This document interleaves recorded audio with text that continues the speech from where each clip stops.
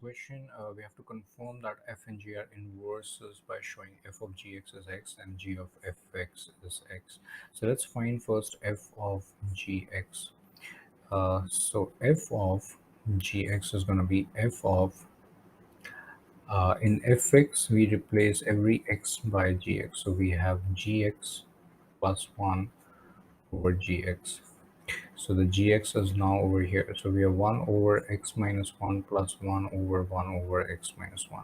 So this is coming as 1 plus x minus 1 over x minus 1 over 1 over x minus 1. So this is coming as this 1 and minus 1 is cancelled. So we are left with x over x minus 1 over 1 over x minus 1. So these two are cancelled and we are left with just x. So we are halfway done to our solution. And now we got to find the value of g of fx. So the g of fx is coming as, in every g here we replace x by fx. So we have 1 over fx minus 1.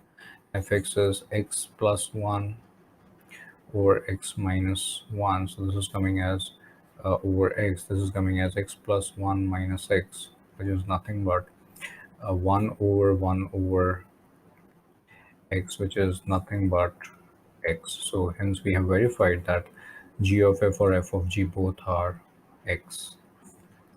Thank you.